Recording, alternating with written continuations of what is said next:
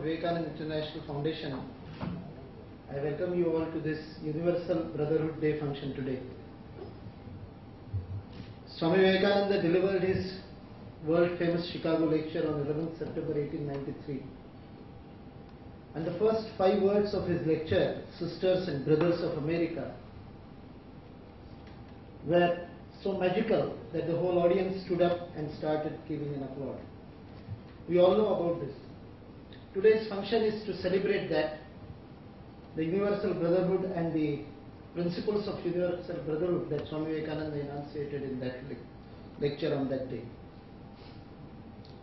We have Vivekananda Kendra's Vice President, Kumari Nivedita Bhide with us. She would be speaking today on this occasion. And a great journalist and very forceful writer, Francois Gautier, to chair the function. We'll start with invocations and I request Shri Hardik Mehta to lead the invocations.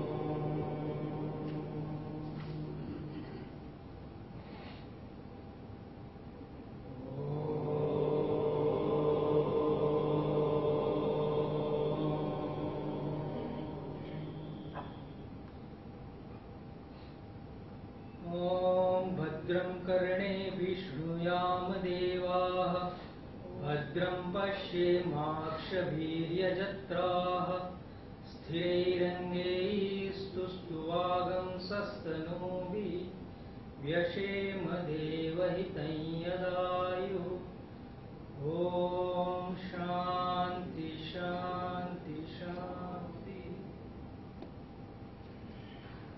ॐ सं समित्युवसे वृषन्नग्ने विश्वान्यया इळस्पदे समित्यसे सनो वसून्यापर सङ्गच्छध्वं संवदध्वं संवो मनासि जानताम् देवा भागै यथा पूर्वे सञ्जानाना उपासते समानं मन्त्रः समिति सहानि समानं मनः सह चित्तमेषाम् समानं मन्त्रमभिमन्त्र एव समानेन वो हविषाजोमि समानि वाकूति समाना हृदयानि वा समानमस्तु वो मनो यथा सुसहासति ईशावास्यमिदगं सर्वं यत्किञ्च जगत्यां जगत् येन त्यक्तेन भुञ्जीथाः मा हृदा कस्य सिद्धनम् ॐ शान्ति शान्ति शान्ति।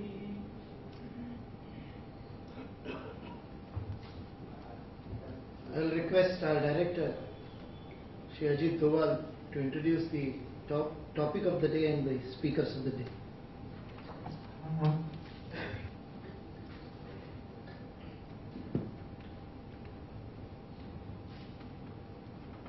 Sister Nivedita Bhide, Mr. Francois Gautier, distinguished ladies and gentlemen. It's indeed a very significant day in the calendar of Vivekananda International Foundation to celebrate the Universal Brotherhood Day. It was a very historic day. It was a day which had the great consequences and which did make a great impact on the minds of the Indian people.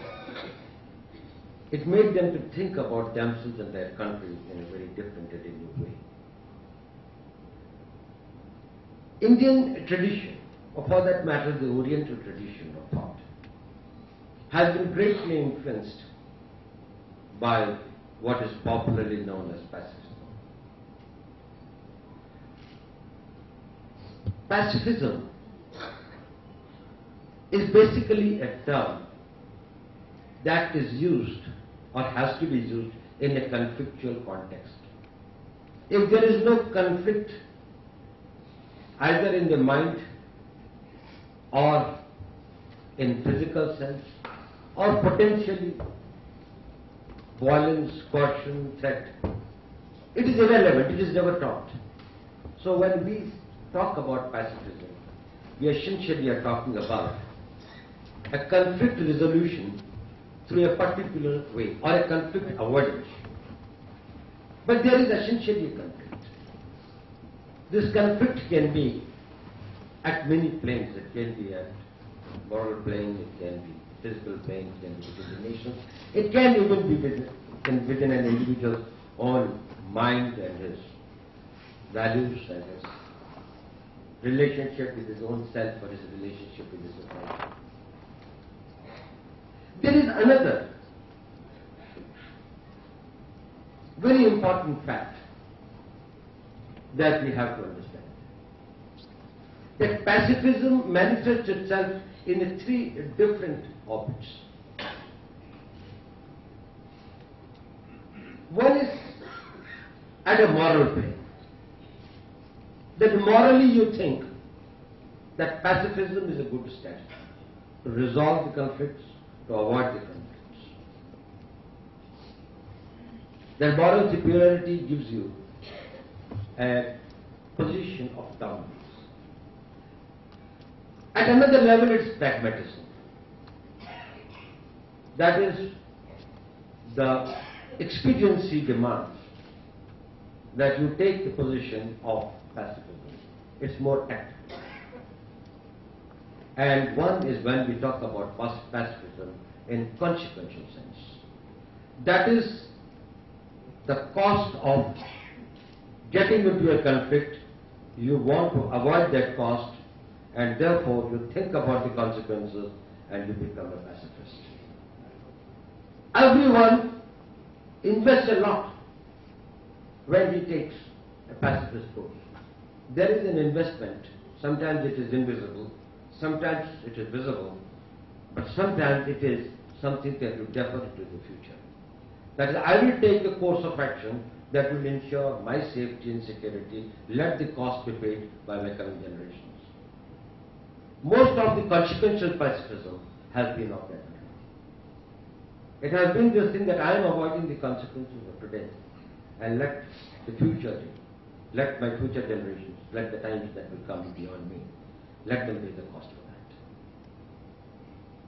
There is only one way in which the pacifism has manifested itself without the future generations paying the cost for it. That is the pacifism of strength. When there is balance of deterrence, there is balance of power. Just think, during the Cold War, there was so much of an ideological conflict between the free world and the communist world. And one power was so weak that it could be gobbled up by the other. Probably a conflict was inevitable.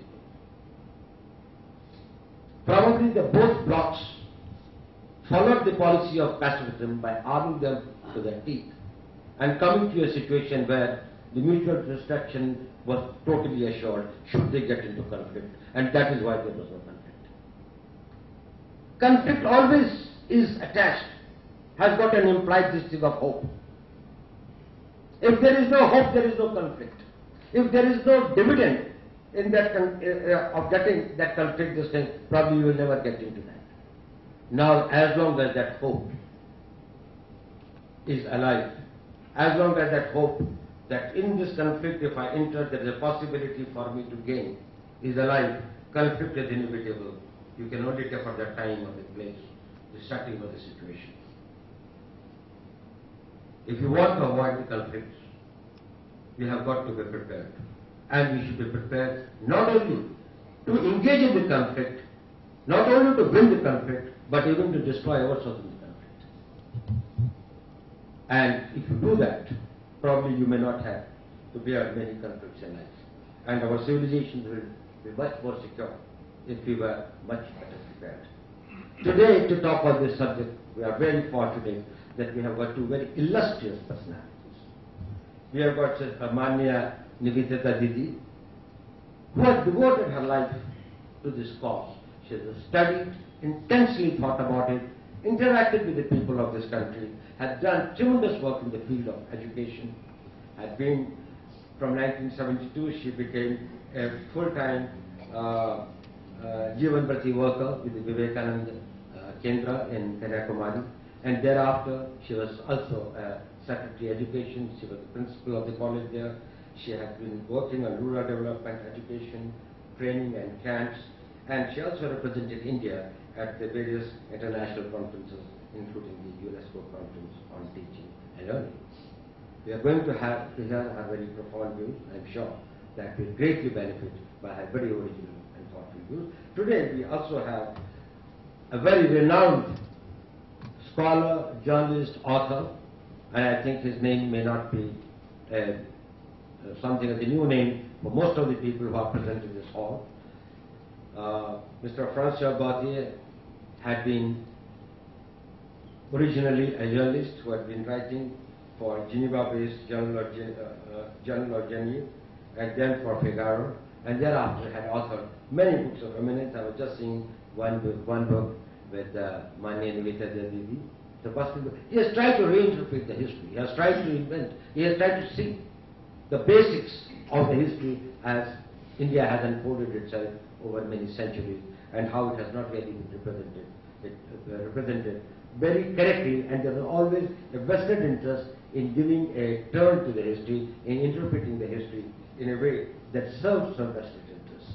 So may I request now Manya Nivedita Bhide to talk to us, which will be followed by the chairperson's concluding remarks about this topic. Thank you very much.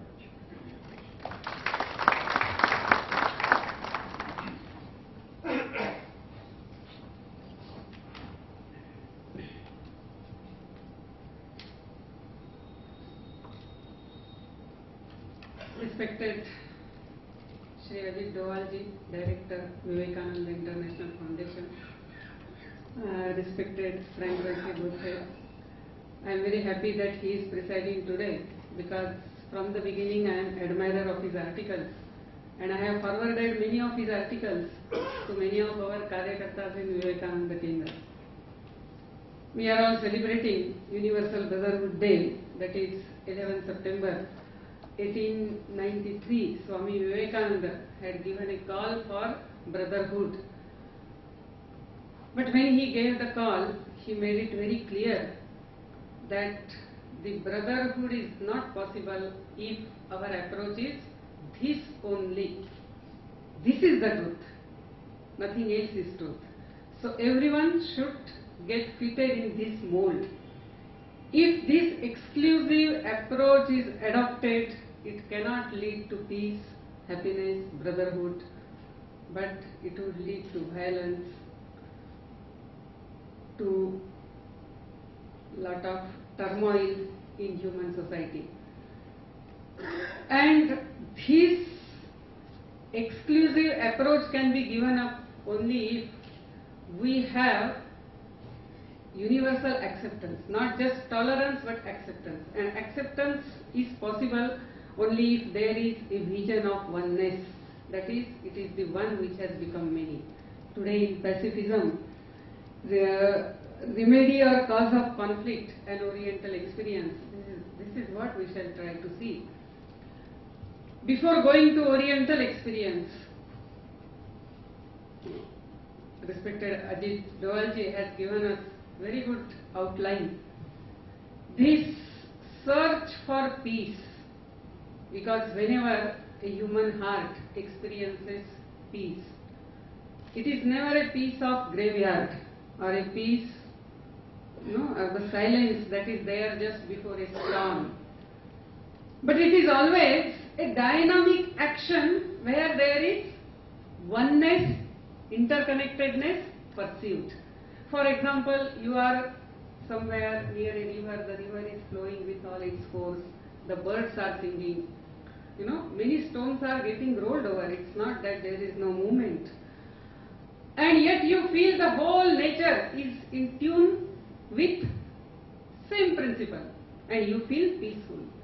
You go to a family where there are many persons in that family, and yet they are all connected to each other. Each one's actions are different, but there is a basic oneness there felt, and therefore you feel peaceful in that family. So whether in human society, in the whole world, the peace can be achieved, that there is no adversity, no adversarial relations, no violence, but acceptance of each other. And this search of peace is there, is expressed in various ideologies, religion, all that. But we are not going into that. The word pacifism as such, was coined in 1902 in the 10th International Peace Conference. So, of course, the idea is old, and many consider it in internet when I did some research on the word pacifism. All consider it basically as a Christian thought. Pacifism is a Christian thought. We know Moses had told, "Thou shalt not kill." Or Jesus had told, if someone slaps you on one cheek, you turn the other cheek. Or Matthew writes that the peacemakers shall go to the heaven in the mouth of Jesus. This is what is quoted by Matthew. And therefore, pacifism as defined is a moral principle that you will not resort to war, or you will not respond by violence to war or violent acts or killing of human life. You will avoid it. You will not go for war. You will not enter into violent acts. Even the response to violent acts should not be violent. It should be through through compromise, through negotiations. That is how the violent act should be contained. This is what pacifism says. Now, three things are there: war, violent acts, and human life. Unfortunately, we see in our country, I think more about it, Francois Gautier is covering it, we were just discussing, that the pacifism gets applied only very selectively. For example, when it comes to human life, Abdul Guru, we say that he should not be hanged. He has a 7-year-old daughter. So his wife's, his daughter's picture is published, and everyone talks about it. Human life is very sacred. But what about the human life that when because of his violent and terrorist acts, that nobody talks? Or whether it is this stone pelting that is going on in Kashmir. So we go on, following the carrot principle, that no, we will do that, okay, we shall go back to 1953 situation, we will do this, we will do that, stop, don't do this. We are not taking a firm action because pacifism, somewhere, it works, but somehow we are applying in our country selectively. But we will not go into that because we want to really see the philosophy and principle that is there. Before going into that, there are three types of pacifism generally are talked about. That one is absolute pacifism. Come what may, you shall not hit back. Come what may. Even if you die, so they say if you do that, in other world you will be taken care of. This is what the Bible promises. Now we do not know what is other world or not, but our self-defense is very important. And we all know it is impractical, even the Christian nations have not followed it at all. Christianity has not followed, or the West has not followed it. Then coming to the second pacifism, the one is absolute pacifism, then conditional pacifism. Okay, in certain conditions, we can resort to violent response. We can resort. So for example, suppose somebody is attacking you and your self-defense is at stake, then maybe you can do that. Or if by entering into war you can avoid lot of bloodshed later, then you may do that. But how do you decide that entering into this war will avoid much more bloodshed or not? There is no guiding principle for that. The article itself says there is no guiding principle, and therefore this pacifism also is confusing. And then the third is selective pacifism. Selective pacifism means only object to mass destruction. So if you are objecting to weapons of mass destruction, then that's right. Other things are okay. Only object to that. So for example, Iraq is developing weapons of mass destruction. Therefore, do not allow Iraq to do that. Then you can even start a war with Iraq. Whether really they were developing weapons of mass destruction or not, nobody knows. And we know what happened in Iraq. So this is third is selective pacifism. Now coming to all this, the point is, or there is another one, a slightly different term. It is a pacifism. Pacifism means the peacemakers, you have to decide peace is the ultimate goal, and for that whatever needs to be done you can do that. So this is called as pacifism. So in that even the war is agreed and all that. But again, how do you decide that peace is the goal? And suppose someone comes and says that, if all become communist, for example, then there will be all comrades and there will be brotherhood all over, and therefore you go for that. So initially if you have to kill millions of farmers, that doesn't matter. Or let the whole world become Christian. If it becomes Christian, then of course the millennium will start, the Jesus will come down, and then there will be peace. So to make everyone Christian, whatever you are doing gets justified. That is, the violent nature of human being is actually justified, sanctified. Sanctity is given to that, and he can go very well for that. So it is basically a Western Christian concept, and it is practiced by West very selectively in its own interest. An absolute pacifist can survive only at the cost of the society. His own defense, society takes care, and he gets all the moral, stature, the name, and others do the violent acts for him. Now coming back to Indian scene or Indian context. Now when we say it is the pursuit of peace, it has been practiced in India. We all know, just now we chanted Shanti mantras, and in that Shanti mantra, in the end, we said Om Shanti Shanti Shanti. 3 times Shanti we say. Now why do we say that? And how do we decide that my response to someone's wrong act, violent act, destructive act will be violent, resorting to violence, or with complete peace, that is non-violent or passive resistance? I stand, even if they beat me, they kill me, it's okay. Now how is it decided? So our practice has been that first thing, the pursuit of peace is possible only if there is a real pursuit of peace is possible if we have a vision of oneness. That is, this whole universe, though it appears different, it appears unconnected. Whether it is really different or unconnected.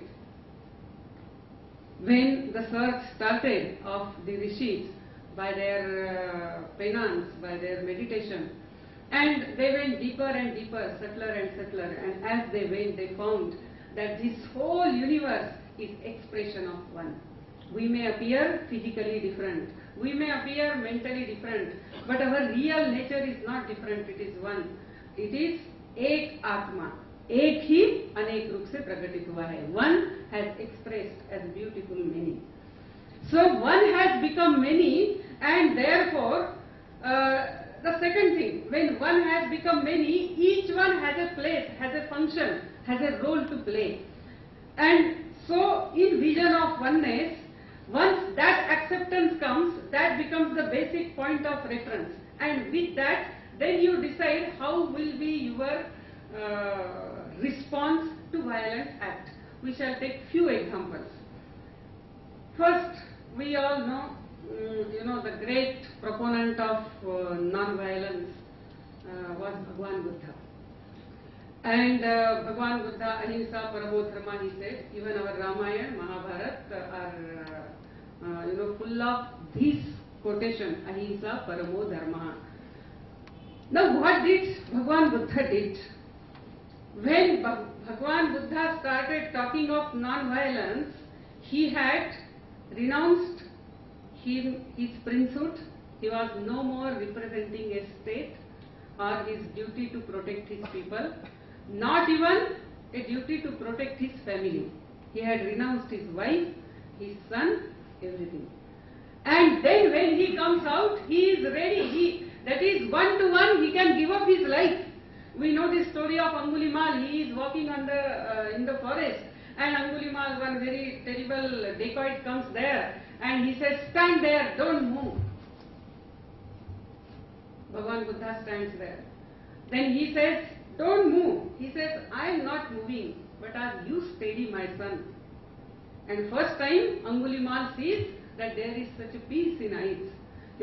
The voice is also so peaceful, something moves and Angulimal changes. So our idea was, you can person to person, by practice of peace, you may change heart. So it is the practice of pacifism, so to say, is possible only at personal level, at individual level. But when you are representing a society, you are representing a family, there the practice becomes different. To give the example, suppose the body is there. In our body, when I am walking, suppose I have hit a stone and my toe is hurt. What do we generally do? We don't say, this toe, how it got hurt and it deserves it, right, let it bleed nicely. We never say that. What we do, we immediately bandage it, because it is part of us. That oneness is there. Oneness is experienced, and therefore we immediately bandaged it.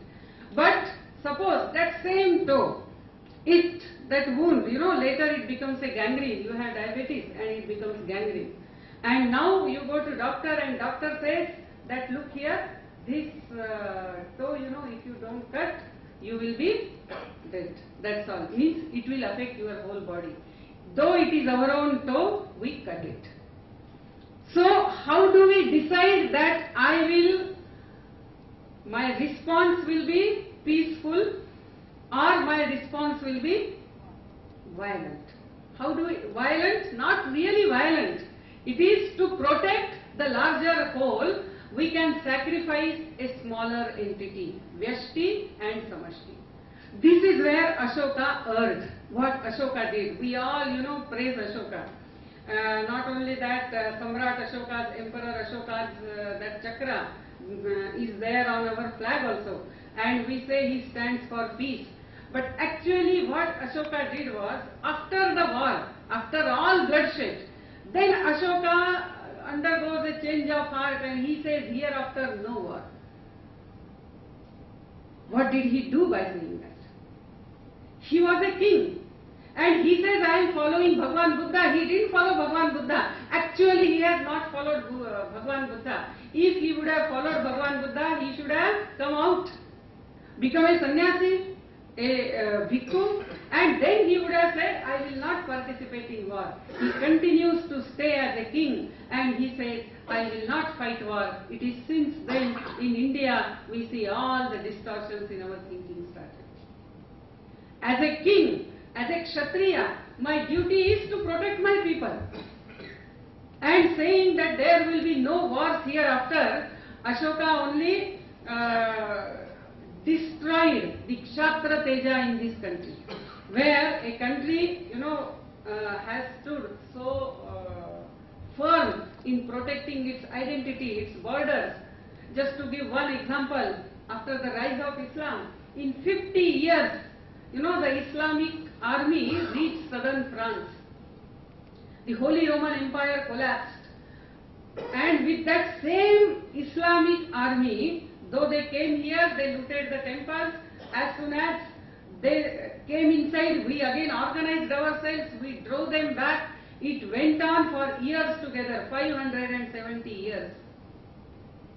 Till Prithviraj Chauhan misunderstood, miscalculated, wrongly applied the theories of surrender. That when he says, I have surrendered to you, if he is not applying the same norms of values, he should not have been forgiven. But as our tradition says, 17 times he was forgiven, and then 18th time he won over Prithviraj Chauhan, Muhammad Ghori. And that's how the first Islamic rule started in India.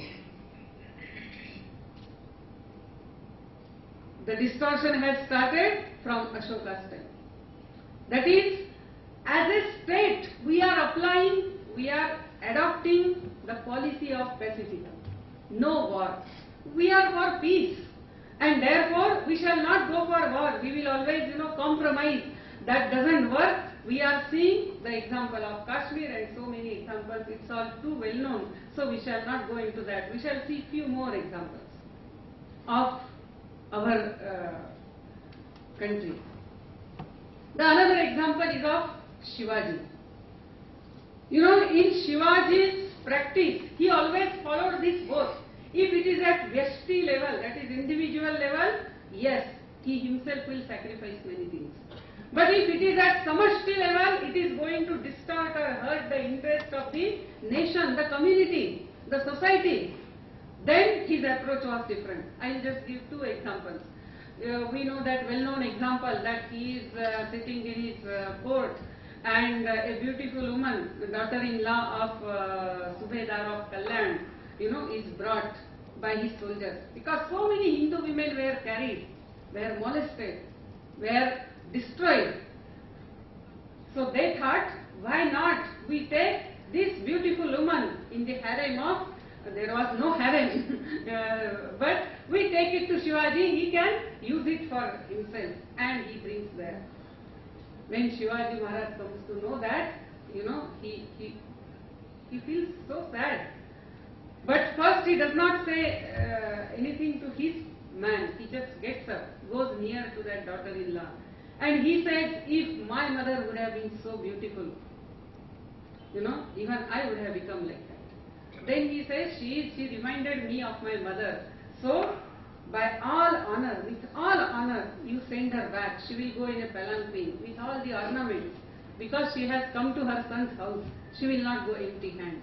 And that's how she is sent back. Because it was meant for individuals' enjoyment. And that is why his approach is different. Because the Muslims have destroyed or, ill-treated so many of our women, doesn't mean we will also do that. That's not the right way. But then the second example, when Shivaji went, on the Deccan tour, and that is, he was conquering place after place, forts after forts, and when he reached near Tiruvannamalai, the Muslim ruler there, he knew that he has to now run away from there. What he did, in lot of hurry, he made those two temples as mosque. Immediately idols were broken and the mosque color was given, because in south that red and white straps are there, so completely white color was given, and these two are mosques, like that they made it, and they ran away, because Shivaji never did anything to mosque or Quran or Muslim women. So he thought, now these two things will remain as masjid. That Muslim ruler there thought. But when Shivaji Maharaj reached there and he came to know that, he said, nothing doing, these two will become temples again. Again, the Shivalinga was consecrated there, Shivaji Maharaj waited there, the pujas were conducted, people started coming, the pujari was appointed, he saw to it, it became a functional temple, both the temples became functional, and then Shivaji Maharaj left from there. He proceeded further. That is, the pacifism cannot be his only approach, because society is multi-layered. In society, everyone is at different levels of human progress, at different levels of consciousness. Everyone cannot be so spiritual. If everyone is spiritual, maybe that is possible, that you can change each one's heart. But when you are representing a collective, you are representing a society, at that time you cannot have such approach that we shall not retort back, we shall not resort to violent acts. We have to do that. Taking another example, the same thing, what question came in the mind of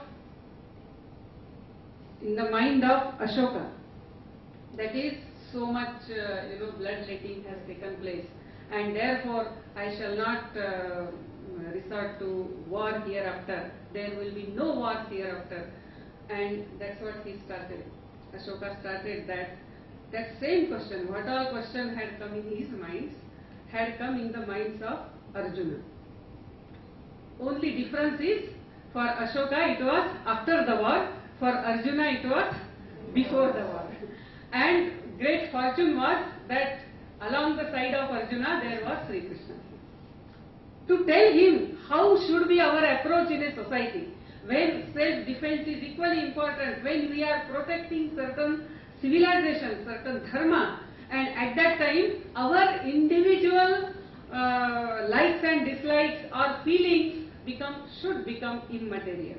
And that's why the whole Bhagavad Gita is there. We are not going into Bhagavad Gita, but one thing Bhagavan Sri Krishna says, it's very beautiful thing. He says, Yudhyasva Vigata Jvara. He says, fight. But how? Vigata Jvara. Not with hatred in the mind.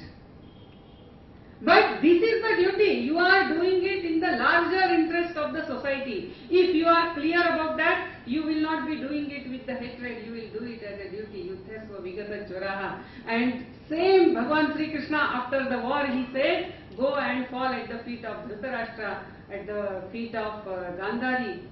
Even before the war, he asked them, go and fall at the feet of your Guru and everyone. It's means when the vision of oneness is there, as for example a diabetic patient, when he cuts his toe which has become gangrene, he does not happily does that, oh this toe has become a problem for me, just cut it off. He doesn't say it happily. He is very unhappy, but he does it because he has to protect his body. It is that sort of spiritual establishing ourselves at that level, our approach should be, which then will not lead to lot of painful memories later. Once I was attending in Jaipur one international conference. It was organized by Global Peace Initiative by Women, GPIW. Its founder is one Dana Merriam, and she had organized it in Jaipur. The title was To Bring the Divine Feminine Back. That was the title. And many things went into that, but one thing what I saw was there were different sessions. That is, listening to the voice of Asia, then in which Pakistanis and Afghanistan sat, or listening to the voice of Palestinians, then Palestinian and Jews were sitting, then listening to the voice of China, then Chinese and Tibetans were sitting, and they all will tell about their problems, how China has treated us, how Israel is treating us, the Palestinian will tell, then Jews will tell what Palestinians are doing, and like that it was. I found such tremendous hatred, tremendous dislike, and so much so that they cannot even smile, look at each other and smile.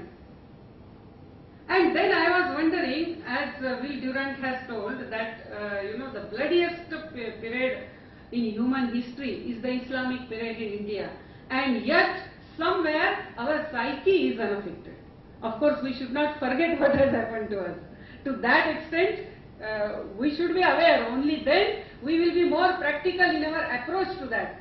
So that was in that GPIW. This was one experience, that if it is Yudhyasva Vigata Jvaraha, we will do what we have to but it will not lead to continuous bad blood or animosity or as we say, the permanent hostile relations. Again, going into the roots of that, in Arunachal Pradesh, when we conduct a lot of seminars, we found it has been our practice all over in all the communities that suppose someone harms someone else in the same community, these two families can become hostile to each other for generations, and therefore the community elders sit together, they take the decisions that he has murdered that man, but you pay so much fine, and then you both families will have meals together, and afterwards the hostility will be forgotten, and really it gets forgotten. The practice that something has gone wrong, someone does wrong, he should be punished for that, no doubt, but we have to move ahead, because ultimately it is vision of oneness. Yes, your toe is hurt, toe has not perhaps walked properly, not the leg has not lifted, but that doesn't mean you will just leave it like that. You will bandage it, you will take care of it. That is the vision of oneness, and multi-layered approach is required, because the society is multi-layered. When truth one becomes many, it's not uniform, it cannot be, everything cannot be same, and therefore your methods of approach, you cannot say, or dealing with others, you cannot say that this only will work and nothing else. We cannot say that, but it should be this also. This also is required. In this case, this is required. In this case, this is required. This sort of multidimensional approach is possible only where we see the whole existence as expression of one, but also as multidimensional. And this has been the Oriental expression. To give just one last example, what do we teach each one? As a child, I had read one story in Chandamama, and that was a very illuminating story. In short, it was one boy, after his Gurukula study, is asked that yes, you are fit enough to become a Kulapati, you go and start your Gurukul. He starts going, he is going, on the way there is forest. Very beautiful pond is there, nice lotus flowers are there. Somewhere the whole forest as if it is radiating happiness, peace, tranquility, and he goes very slowly in the water, he is thirsty, he drinks the water without muddying the water, and then he goes near the lotus flower just to smell it, see its fragrance, and immediately he hears a voice, with whose permission are you enjoying that flower? He immediately leaves it, comes back and sits under the tree taking rest. By that time one hunter comes, and when that hunter comes, he has a knife full with blood, then he goes, he cuts the whatever he has, game he has collected, and then put those meat pieces in his bag, washes it, makes the whole pond dirty. He also sees that lotus flower, he just plucks it, throws its petals and goes away. And this boy is struck, he folds his hand and asks that forest goddess that why did you not tell anything to this fellow? She told, oh, it is only you who can understand this, therefore I told you this. So whom we are telling what? When we say Om Shanti Shanti Shanti, it is at three levels: action level, thought level and atmic level. That is that experience of oneness, what in our traditional language it is called as Adhibhautik, Adhidaivik, Adhyatmik. So, Adhidaivik is not correct, Adhyatmik is not alright, and you are only talking about action, it will not work. Actually, it is like you are forcing non-violence on people, and they will wait, and then one day they will just explode, because something inside is happening. I am not coming to Gandhi because time is up, but I will just tell one word about one or two sentences. Mahatma Gandhi's practice of pacifism, perhaps, unfortunately, was a Western concept. He followed it that way, and unfortunately, that that vision of oneness was lost. Even a gangrene toe was protected at the cost of the body. So Muslim appeasement became more important than even freedom of the country. The goal was forgotten. For freedom, Muslims should come with us. Those who are refusing, they should be left out and we should go for the freedom. But slowly, for what we wanted Muslim, our brothers with us, he forgot that. And that alone became the aim, that alone became the goal. So, the countries, the society, the values in the society, the confusion in the society got compounded, unfortunately. That is, the gangrene toe was protected at the cost of the body. So this is what the vision of oneness and his multi-layered approach, that's what Swami Vivekananda also had taught in the Parliament of Religions at Chicago. And he had told, if anyone thinks the whole world is going to become Christian, I pity him from the bottom of my heart. Because the world is multi-layered, multi-dimensional. Accept others and be firm in your own tradition. It's not tolerance, but it is universal acceptance. And he said, if we don't learn this lesson, there will be more violence in this world. And we know 2 great world wars. And also, on 11 September 2001, what happened when the exclusive approach was resorted to. So, coming to an end, that it is the Indian philosophy, the Indian way, the Oriental way. There are 2-3 examples of Japan I wanted to give. In Japan in 1986, one political party has started, one happy science movement has started. And his purpose is that we want to correct the flaws in Buddhism. So I am, another Bhagwan Buddha who has incarnated, that founder is telling, and then he says we should give up this pacifist approach that someone else will protect us. It is we who should protect ourselves, and that is how Japan is also slowly going to that. But anyway, the real practice of that, the oneness, it's only India which can give. That's what Swami Vivekananda, after coming back, he told, up India, conquer the world with your spirituality. But to make India capable of delivering this great message of oneness, it is we who have to practice it, we have to experience it, we have to work for our country, give some time for it, time and energy. It's only then this dream will be realized. With that, I stop. Thank you.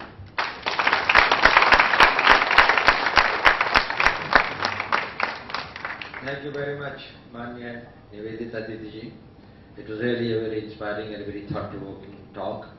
I think there will be many people who would like to really revisit themselves, examine it in the backdrop of their own experiences and experience and the perceptions of history that they have got, and maybe that they may like to readjust their bearings about the life, about the country and its future. Now may I request our chairman for his chairman's remarks, and I don't have to, as I said, that Mr. Francois Gautier is one of the great original thinkers, and you have tried to understand the Indian way of life, Indian historical perspective, some of the wonderful books on history that is written. Probably I think I recommend that most of you must go through that to really understand what exactly has been the most, it's a more objective view of looking at India, its people and its traditions and its philosophy and its religion. Thank you.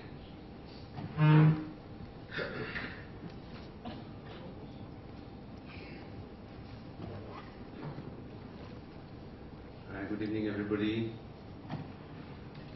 I am the wrong man to talk about pacifism because I'm a very militant Frenchman and I've not been known for my pacifism. But nevertheless, I'll give it a try. First, I would like to say that in this type of conferences, one keeps praising each other without really believing it, without really thinking about it. But I would like to say that Nivedita spoke wonderfully, and the essence of an Indian woman shown through her, what should be an Indian woman, with that inner peace and yet that strength, and that's how we conceive, the great Indian woman. So I'd like to congratulate her on her speech, which was really, meaningful and catching. I'd like also to greet my friends here, Mr. Surya Prakash and Mr. Anirban and Brigada Sheikh, who are great warriors, great Seva warriors. Happy to have them tonight. Now, pacifism. You know, there is a very wonderful concept in India called the Asura. You know, what is the Asura? You know, all of you know what is meant by the Asura. In the West, we have a similar concept, but actually it's very different. It's that of the devil, you know, of the Asuric Christian incarnation. But these two are very different, because if you see in the West, you know, we all look at black and white, you know, people who are good, people who are very bad. But actually in India, the Asuric concept is much more subtle, you know. The Asura can look good. It can look politically correct. It can look like pacifism.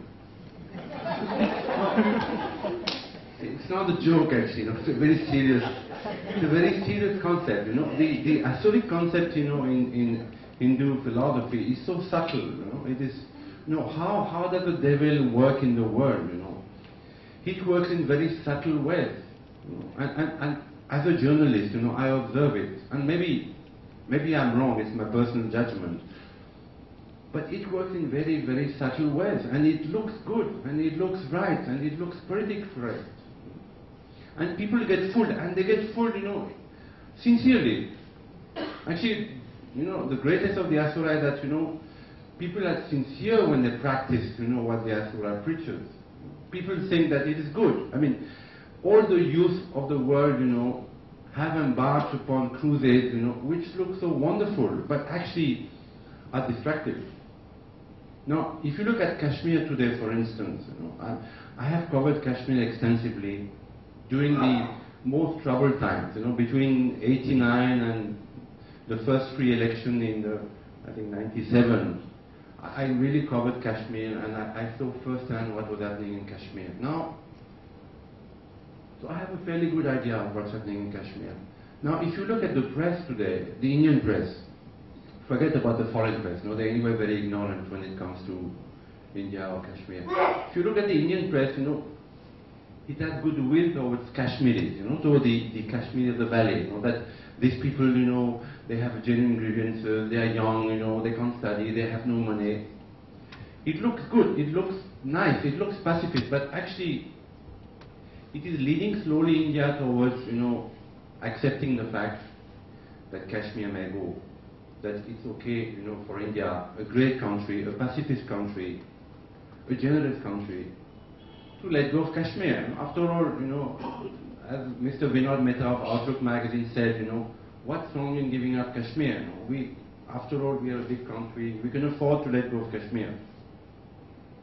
Now, this is the Asura work. You know, this is really, as I conceive it, you know, as I see it, my personal observation, this is how the Asura works, you know.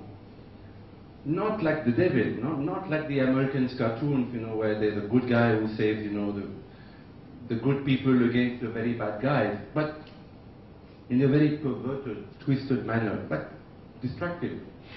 Overwhelmingly powerful and destructive. This is how the Asura works. Now, I had an experience in Kashmir once at the height of the troubles. You know, Kashmir was under curfew most of the time, and there was only one hotel open in those times on the bank. And one could walk on the band at night, you know. Of course, Mr. Ajit would know about this. You know, one could walk on the Srinagar band at night, even when there was curfew. It was like a protected place. So I used to walk there, and I would hear gunfire, you know, and bombs. You know, Kashmir, Srinagar was a very dangerous place in those days. And I had a very subjective experience. I felt, you know, that thousands of yogis, you know, and great sages, I believe Swami Vivekananda went to Kashmir, Sh went to Kashmir, had meditated there, had done tapasaya, you know, had prayed there, you know, and I could feel that Kashmir was a holy place. Very, very, of course, for a Frenchman, it's a very subjective experience that nobody would believe. But that night, I had this feeling that Kashmir was worth keeping only for that reason, because it's been a very holy place for many, many centuries, many millennia, you know, and every yogi, every sannyasin went to Kashmir and prayed and meditated. And still today, in spite of the strife, in those days, in spite of the gunfire and killings, in those times the Kashmiri Pandits already had been, pushed out, there still was that atmosphere, that you can feel in some parts of India, and I felt it in Kashmir. Now, Pacifism said we should give away Kashmir, we should let Kashmir go because Kashmiri youth are unhappy, they want to go to Pakistan, they want to become independent. But if you look, forget about the spirituality, if you look at Kashmir from a strategic point of view, now already you have Tibet, which is in the hands of hostile people, and it's a great problem for India from a strategic point of view because the Chinese, they swooped down from Tibet, into Arunachal in '62. Then you have Nepal, which become now de facto a hostile country. Then if India lets go of Kashmir, then you have Kashmir, which is a gateway to many of these, Middle East countries, to Asia, which will also fall in foreign hands, in hostile hands. So India will be surrounded, from a height by hostile countries.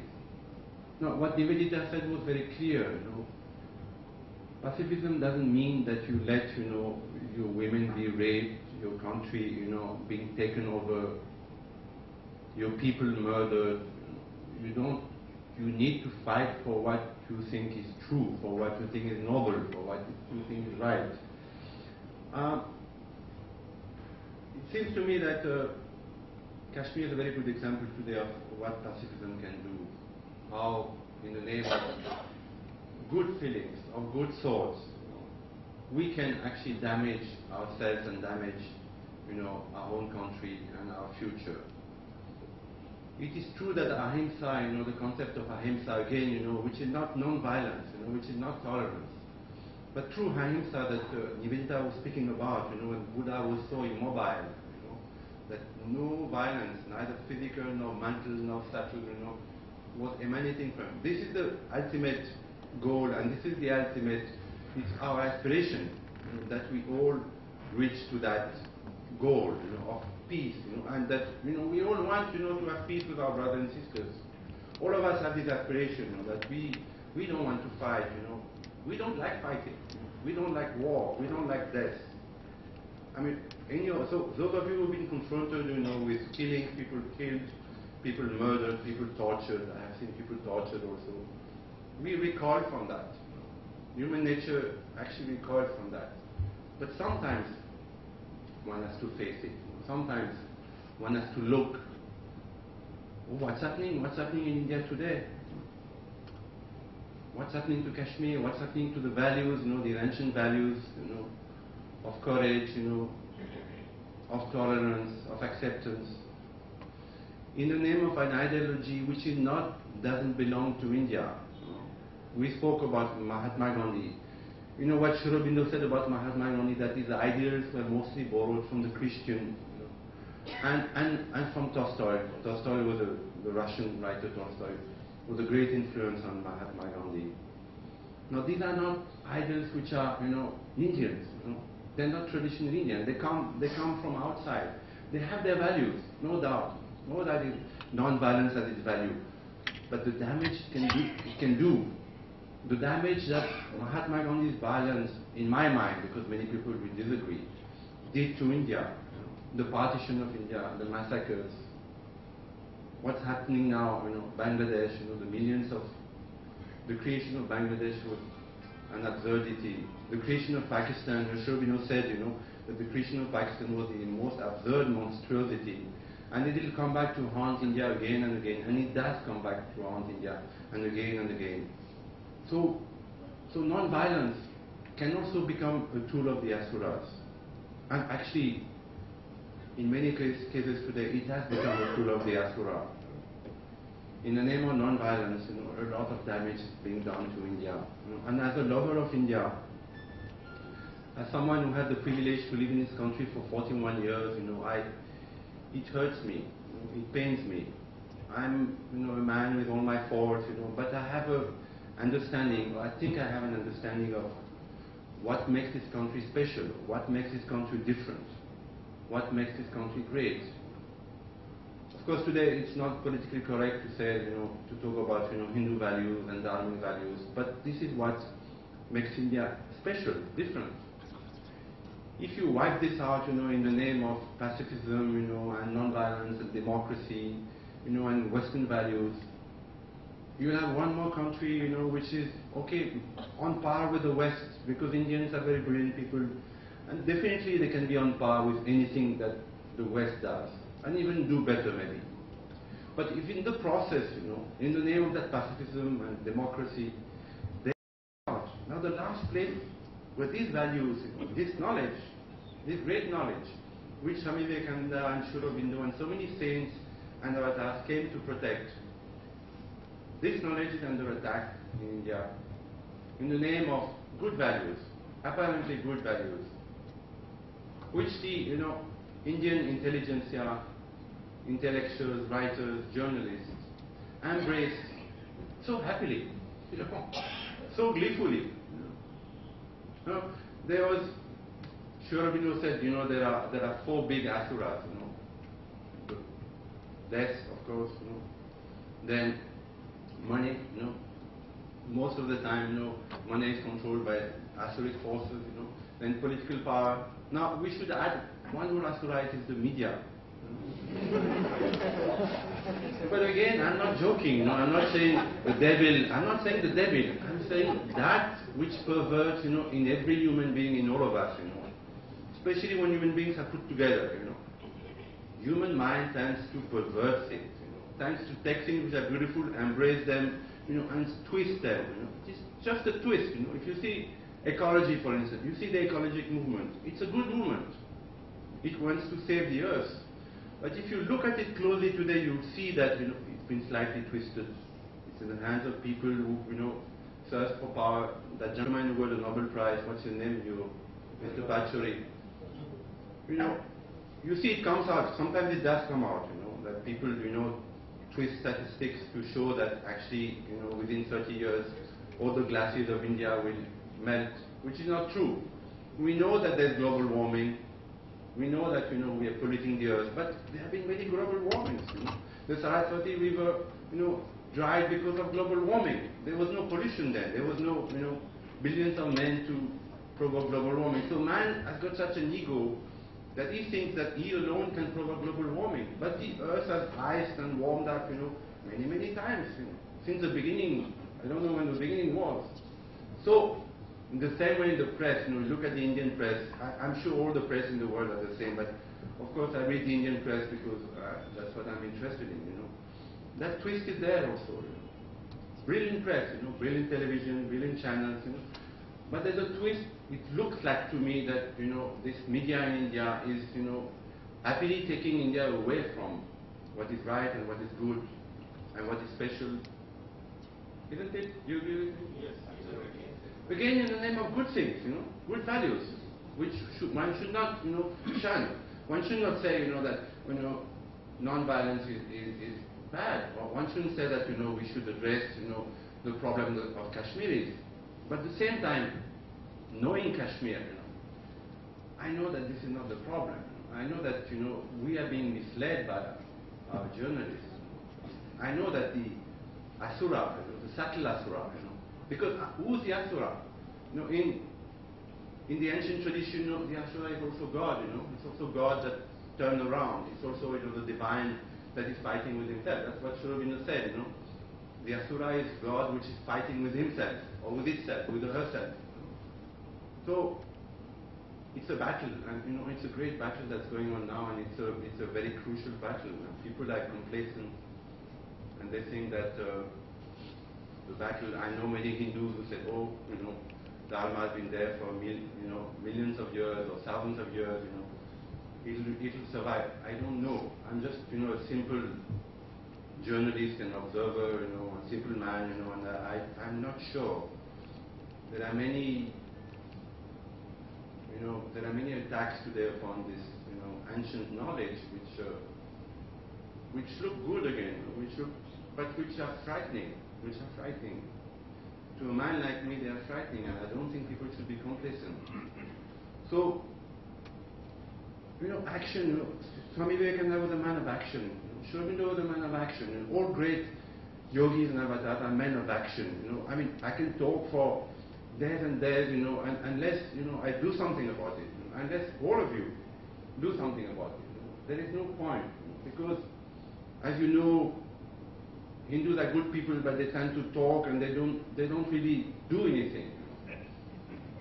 I have met so many, good people, but, they just come to these conferences, and say, yes, oh, Mr. Gautier, you're doing great work, very admire you. But they will go back home and they will not do anything. We need to do something at our own level.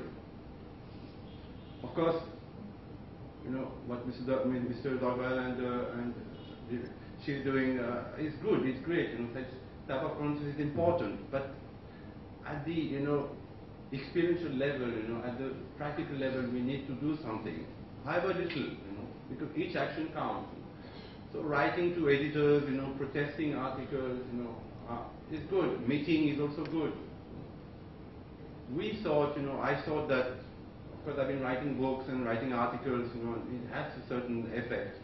But I thought I should do something a little more practical. So we started a museum in Pune, where we're going to try to portray Indian history as it happened, and also highlight the greatness of this knowledge, how so many saints and avatars came to defend this knowledge. And even today there are many of them who are there on this sacred land of India. And how India is special, how India is different, why is India different, and how much is, land has been attacked and raped and killed and murdered. And how much it is still going on now. I mean, Hindus are killed in West Bengal, total indifference, I mean, one American pastor said he'll burn the Quran, and he doesn't even do it. And, and thousands of people riot, Hindus are killed, in their own lands.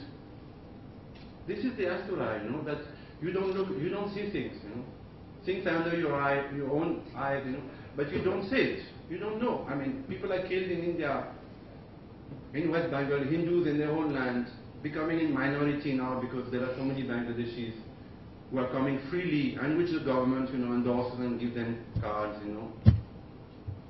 What's happening in India is terrible, The amount of cynicism, that is going on, it's terrible, This is the asura, I say it because maybe I'm too politically sensitive, but people don't see it, People don't see it, The Kashmir chased out of Kashmir, 400,000 of them, of their own homeland, Nobody talks about it, They will talk about, Kashmir youth being alienated, and, nobody will talk about this.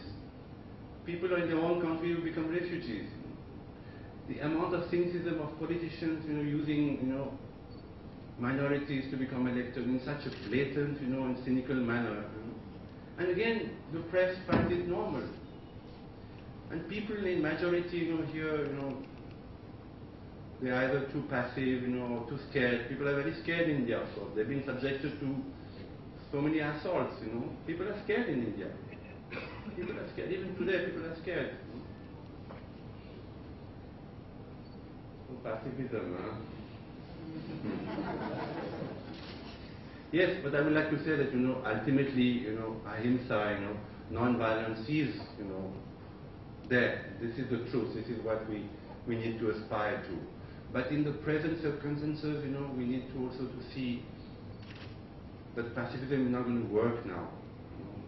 Because more and more you surrender that knowledge, surrender some of your territory, whether it's Kashmir or Arunachal Pradesh. So many threats India is facing today from Pakistan. Pakistan has given to China, part of Kashmir and Gilgit. This is a very serious thing. It's a very serious thing. I mean, America goes to attack, other countries if they feel, they threaten. Here in India, pacifism has been so ingrained in people, from Ashoka's time, as Nivedita said, and after Mahatma Gandhi, that people take it for granted. Okay, the Chinese are there, but the Chinese, are very active and they're very intelligent, and they don't believe in pacifism. Nehru did. Okay, I shouldn't be too militant, I should come back to Shanti, Shanti, Shanti, It is my privilege to live in this country, and to have touched what is, in the spiritual, messages, in the mantras, in the meditation, in the pranayama. It's my privilege to live in this country, and truly, what I have got from this country is, inner peace, and joy and stability, and outlook which is, peaceful. So to come back to that vibration, that peaceful vibration, that Ananda vibration, I'm very grateful to be in India. And I think, if there is one country in the world where you can find peace, it is here.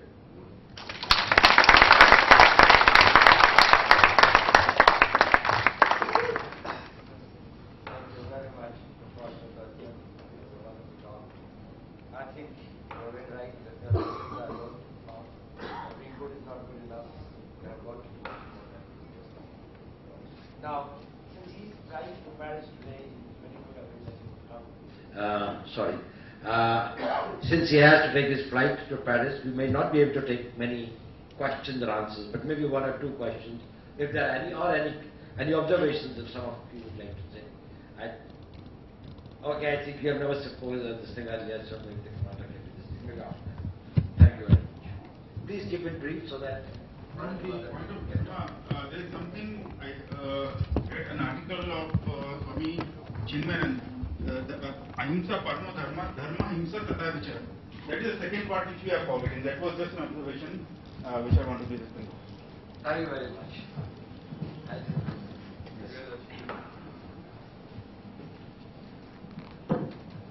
Now, as Mr. Gautier had a big reference to Kashmir, I being an ex-soldier, I want to put a question that if we have to forego Kashmir today, we have to forego ourselves.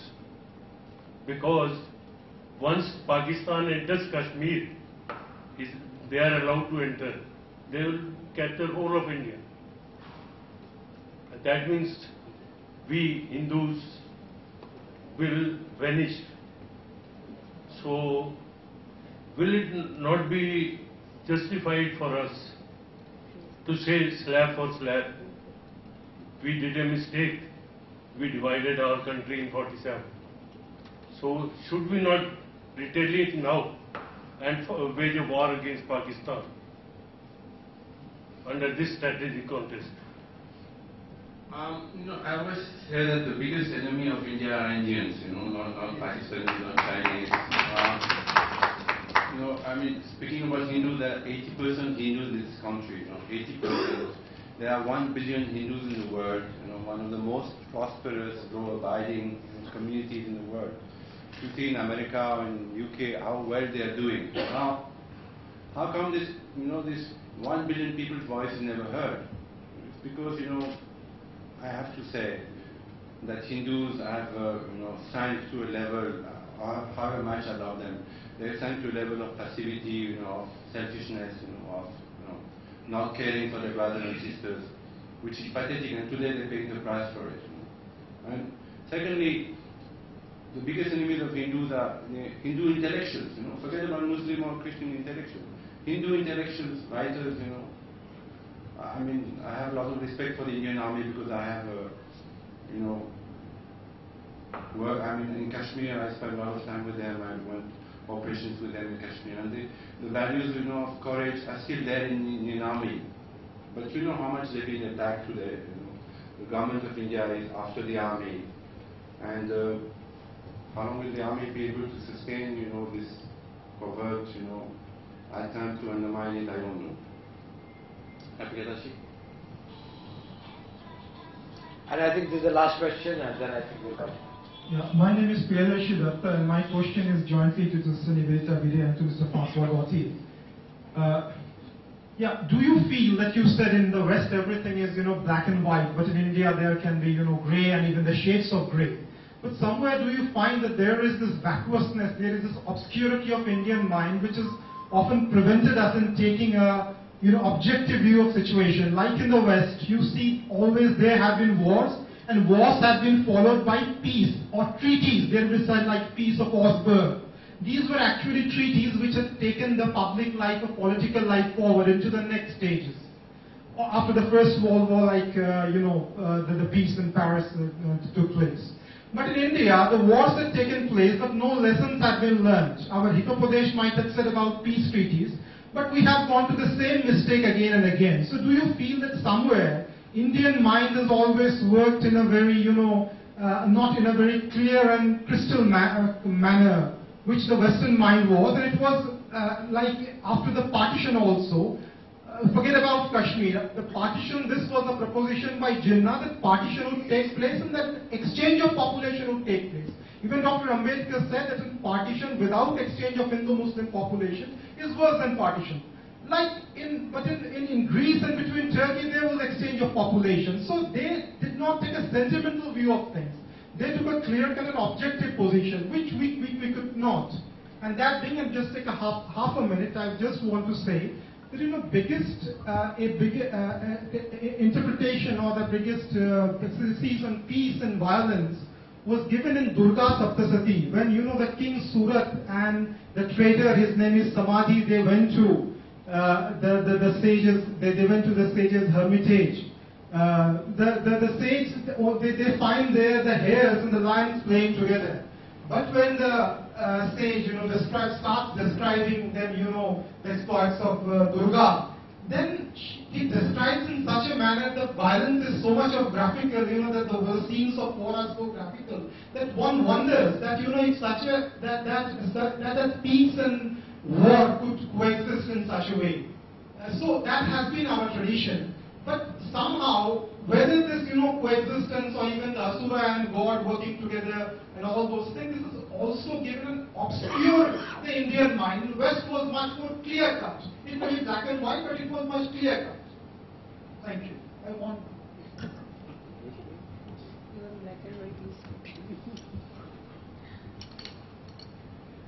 As was rightly observed by him, our intellectuals and the, so to say, the Ashoka's legacy, later which was compounded by Mahatma Gandhi, is our worst enemy.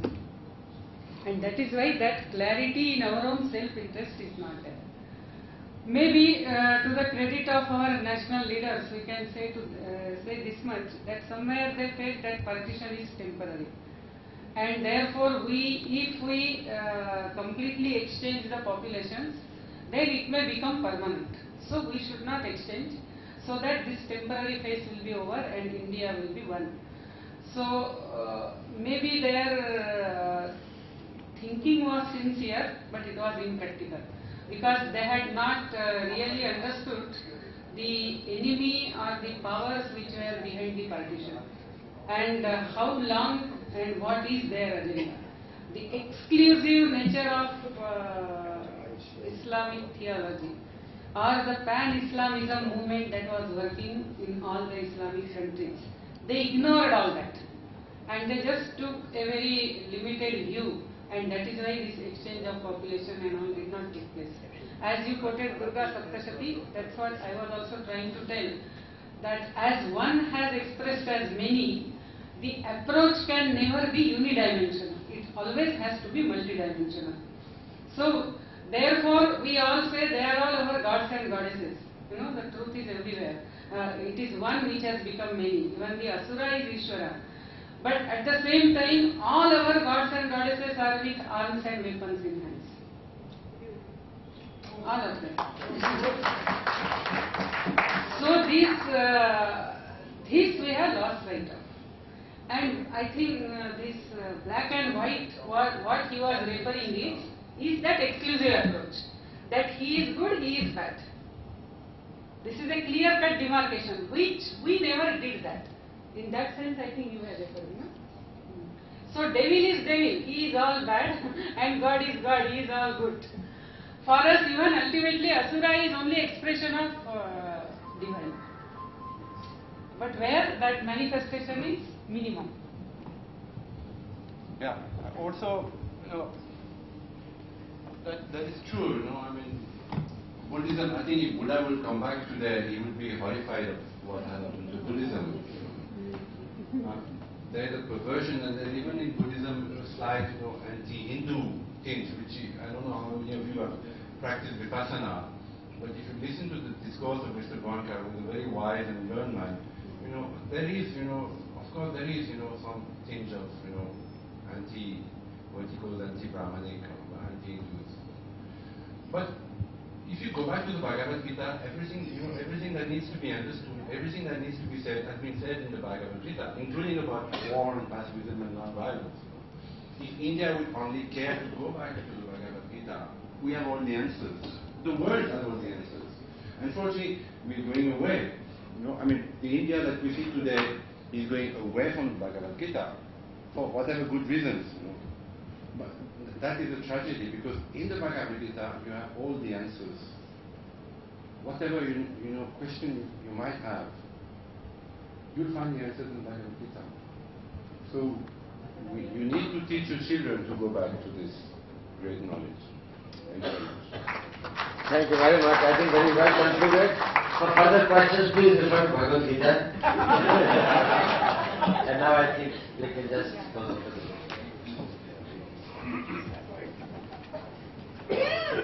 Thank you all for this beautiful evening of Universal Brotherhood. We lay with Shanti Mandir. Before that one, just information. This month's September month's Vimarsha will be on 28th, and Sushil Tripathi, who was former Secretary of Education, Government of India, will be speaking on right to education, education as fundamental right and nation builder. We lay with Sarve Bhavantu Sukhina, Sarve Santu Niramaya, Sarve Bhadrani Pashyantu, Ma Kashitu Kavabhave. Om Shanti Shanti Shanti. Please join for a cup of tea and snacks downstairs.